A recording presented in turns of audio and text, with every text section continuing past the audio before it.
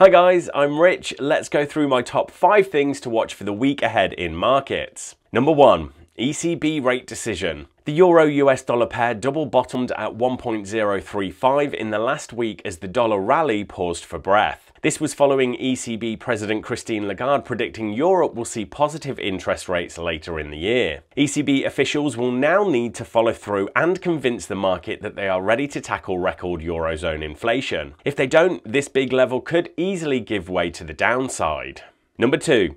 The EU's Russian oil ban. The ban includes a temporary waiver for crude oil delivered by pipeline, but nevertheless, 90% of Russian crude imports into the EU will be banned by the end of the year. The supply disruption could be limited amid talks Saudi Arabia will increase production to offset some of the deficit. Still, the price of oil is back up at 2-month highs, with Brent testing the big $120 level. A breakout in crude oil prices above the already very high levels would potentially do huge damage to economic confidence, weighing on stocks and boosting havens. Number 3. US CPI data. With the June Fed meeting looming, traders will be eyeing the latest US inflation data keenly. There are some vague signs that inflation is slowing down, but it remains historically very high. It's hard to imagine any data unsetting the Fed's planned 0.5% hike to rate, but some softer inflation numbers could give credence to the idea the Fed will take a pause in September, setting up a possible near-term top in the dollar.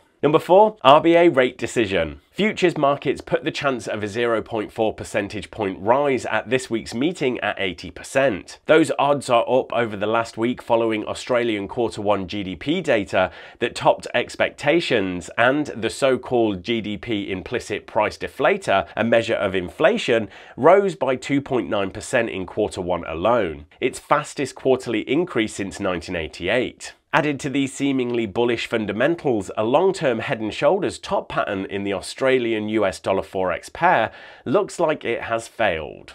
Number 5. Economic data. It's a slow start to Monday, but things pick up on Tuesday with German factory orders and the US trade balance. Wednesday sees Japanese and Eurozone Q1 GDP data released. On Wednesday there is China trade balance data. Then on Friday, China reports its May CPI numbers, followed by US CPI and Canada unemployment stats later in the session. Of course, you can click on the link in the description below to see the full economic calendar with the previous month's data and the consensus expectation for this time. Thanks everyone, best of luck trading this week, and remember to smash that like button and hit subscribe so you don't miss more content like this when it's released.